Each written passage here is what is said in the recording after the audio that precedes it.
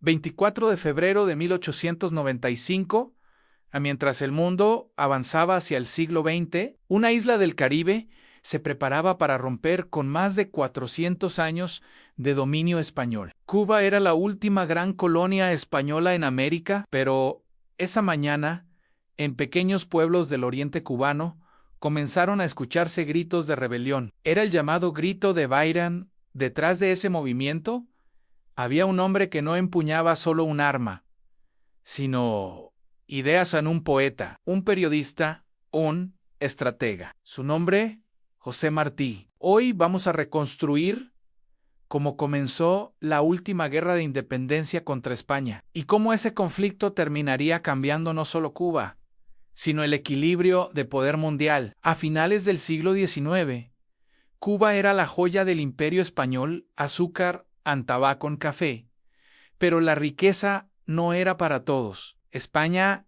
imponía altos impuestos, control político absoluto, represión contra movimientos independentistas. Ya había habido intentos anteriores a la Guerra de los 10 años, la Guerra Chiquita. Ambas fracasaron, pero dejaron algo claro: el deseo de independencia no había muerto. Desde el exilio en Nueva York, José Martí organizó el Partido Revolucionario Cubano. Su objetivo no era solo expulsar a España, era crear una república libre, moderna y soberana. Martí sabía algo crucial: si Cuba no lograba su independencia pronto, otra potencia podría intervenir. Esa potencia era Estados Unidos. Martí escribió: "An impedir a tiempo que se extiendan por las Antillas los Estados Unidos". Su visión era estratégica, casi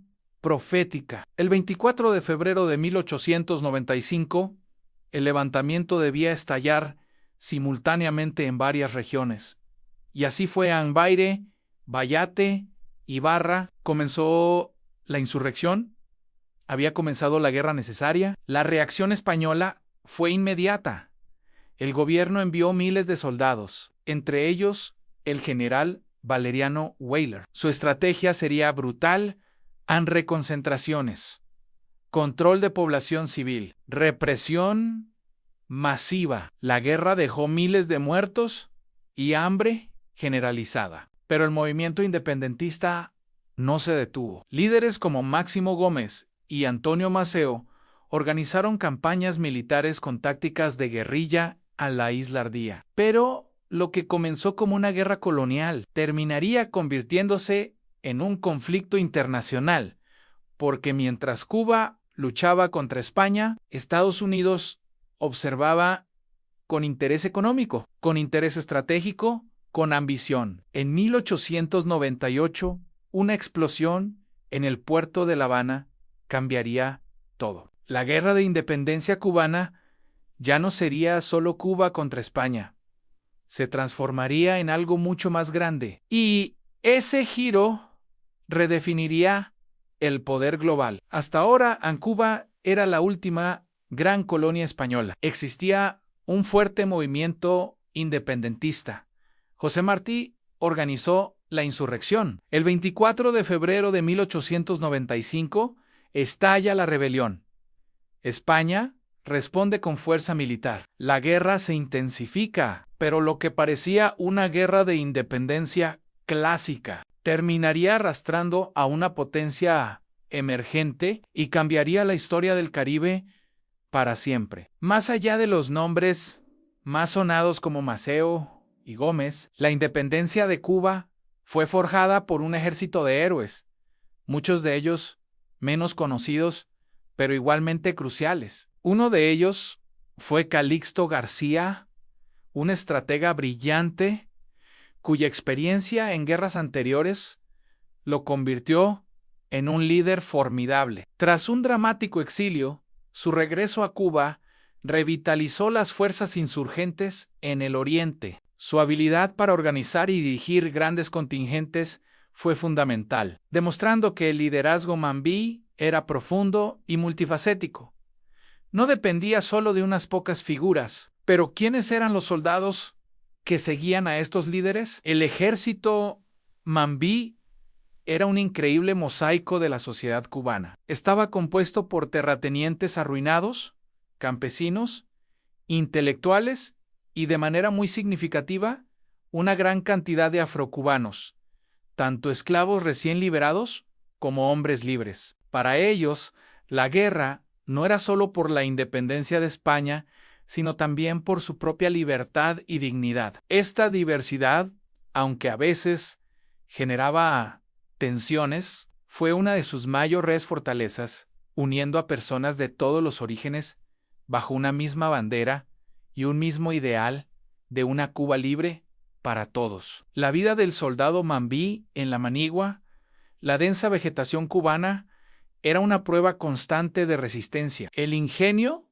era su mejor arma. Ante la escasez de armamento moderno, aprendieron a fabricar sus propias municiones, a reparar fusiles viejos con piezas improvisadas y a utilizar el machete con una eficacia letal que aterrorizaba a las tropas españolas. Su dieta consistía en lo que la tierra les ofrecía: anjutías, frutas silvestres y viandas que cultivaban en campamentos ocultos. Las enfermedades, como la malaria y la disentería, eran un enemigo tan peligroso como las balas españolas. Cada día era una lucha por la supervivencia, no solo en el combate, sino contra el hambre, las enfermedades y el agotamiento. Su resiliencia en estas condiciones extremas es un testimonio increíble de su compromiso con la causa. Paralelamente a la lucha armada, los cubanos intentaron construir una nación. Así nació la República en armas, un gobierno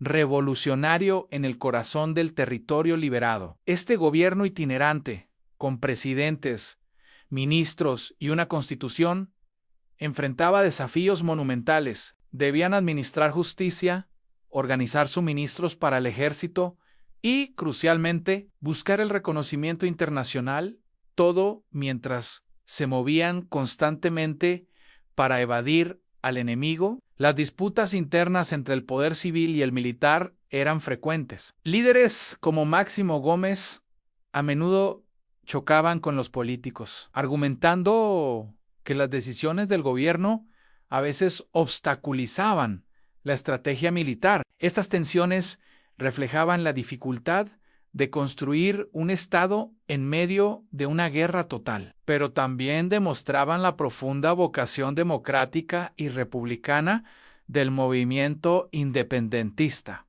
La vida en Cuba era un mundo dividido. En las ciudades como La Habana o Santiago, controladas férreamente por España, la vida continuaba con una tensa apariencia de normalidad. Los teatros seguían abiertos, los cafés bullían de actividad, pero bajo la superficie había miedo, represión y una vigilancia constante. Cualquier sospechoso de simpatizar con los rebeldes se enfrentaba al arresto, la deportación o algo peor. Mientras tanto, en el campo, en el territorio Mambí, la vida era precaria y peligrosa, pero también era un espacio de libertad. Era el crisol donde se estaba forjando la nueva identidad cubana, una identidad de sacrificio, solidaridad e independencia. Este contraste brutal entre la ciudad ocupada y el campo liberado definía la experiencia diaria de la guerra para la población civil. Mientras la atención a menudo se centra en la intervención de Estados Unidos, la reacción internacional fue mucho más compleja. Las potencias europeas, como Gran Bretaña, Francia y Alemania, mantenían una postura de neutralidad oficial. Tenían importantes intereses económicos en Cuba, especialmente en la industria azucarera, y temían que una Cuba independiente cayera bajo la influencia estadounidense, alterando el equilibrio de poder en el Caribe. Por eso, aunque la prensa europea a menudo simpatizaba con la causa cubana y denunciaba las tácticas brutales de España, sus gobiernos se abstuvieron de intervenir. En América Latina la situación era diferente. La lucha de Cuba resonaba profundamente en naciones que habían librado sus propias guerras de independencia contra España un siglo antes. Gobiernos como los de México, Colombia o Argentina expresaron su apoyo moral y diplomático. Aunque no intervinieron militarmente, permitieron que comités de apoyo recaudaran fondos y armas en sus territorios. Figuras intelectuales y políticas de todo el continente escribieron apasionados artículos en defensa de la hermana cautiva. Este apoyo panamericano, aunque simbólico, fue vital para la moral de los cubanos en armas. Les recordaba que no estaban solos, que su lucha era vista como la culminación del gran proyecto de liberación continental iniciado por Bolívar y San Martín. En 1898, el acorazado estadounidense USS Maine explotó en el puerto de La Habana. Estados Unidos culpó a España. La prensa amarilla encendió la opinión pública. Comenzó la guerra hispano-estadounidense. España, debilitada, perdió rápidamente. Pero esta historia no empieza con una explosión, empieza mucho antes, con el anhelo de libertad de un pueblo. Para entender por qué un imperio en decadencia se enfrentó a una potencia emergente, tenemos que viajar a la Cuba del siglo XIX. Durante décadas, los cubanos habían luchado por independizarse de España. La isla era una de las últimas y más ricas joyas del antiguo imperio español, pero el descontento crecía. Impuestos altos, falta de representación política y un sistema que favorecía a los peninsulares sobre los criollos crearon un caldo de cultivo perfecto para la rebelión. Aquí es donde entra una figura clave: José Martí. Poeta, ensayista, pero sobre todo, un revolucionario apasionado. Martí dedicó su vida a la causa de una Cuba libre. Desde su exilio en Nueva York, organizó, recaudó fondos y unió a las diferentes facciones independentistas bajo una misma bandera. Su visión no era solo echar a los españoles, sino crear una república justa y soberana, libre de cualquier dominación extranjera. En 1895, la Guerra de Independencia cubana estalló de nuevo, esta vez con una fuerza y organización sin precedentes, inspirada por el liderazgo de Martí, aunque él cayera en combate poco después de desembarcar en la isla. La respuesta de España fue brutal. El general Valeriano Weyler implementó la política de reconcentración, obligando a la población rural a mudarse a campos fortificados para cortar el apoyo a los rebeldes. Las condiciones en estos campos eran terribles: hambre, enfermedades. Cientos de miles de civiles cubanos murieron, y aquí es donde la prensa de Estados Unidos vio una oportunidad de oro. Los magnates de la prensa, como William Randolph Hearst y Joseph Pulitzer, se enzarzaron en una batalla por vender periódicos. Exageraron, y a veces inventaron historias de atrocidades españolas en Cuba. Crearon una imagen de España como un tirano cruel, y de los cubanos como víctimas indefensas que necesitaban un salvador. Esta prensa amarilla moldeó la opinión pública estadounidense, generando una enorme presión sobre el gobierno para que interviniera. Y entonces, el 15 de febrero de 1898, el USS Maine explotó. Recuerden, el Maine, al infierno con España, se convirtió en el grito de guerra. Aunque las investigaciones posteriores sugieren que la explosión fue probablemente un accidente interno, para la prensa y el público estadounidense no había duda: España era la culpable. El presidente McKinley, que al principio era reacio a la guerra, cedió a la presión popular y política. El ultimátum a España fue claro: retirarse de Cuba. España, atrapada entre el orgullo nacional y la cruda realidad de su debilidad militar, se negó. La guerra era inevitable. La guerra fue corta y desastrosa para España. La moderna armada estadounidense aniquiló a la flota española, primero en la bahía de Manila, en Filipinas, y luego en Santiago de Cuba. Las batallas terrestres, como la famosa carga en la colina de San Juan, donde participó un joven Theodore Roosevelt, sellaron el destino del conflicto. En apenas unos meses, España fue derrotada de manera humillante. El desastre del 98 marcó el fin definitivo del Imperio español. Con la firma del Tratado de París, España cedió Cuba, Puerto Rico y Guam a Estados Unidos, y vendió Filipinas por $20 millones. Para España, fue un trauma nacional que forzó una profunda reflexión sobre su identidad y su futuro. Para Estados Unidos, fue el amanecer de una nueva era. Se convirtió en una potencia colonial y un actor principal en la escena mundial. ¿Y para Cuba? La isla obtuvo su independencia de España, pero cayó bajo la esfera de influencia de Estados Unidos. La enmienda Platt, impuesta por los estadounidenses, les daba derecho a intervenir en los asuntos cubanos, una sombra que se cerniría sobre la isla durante décadas.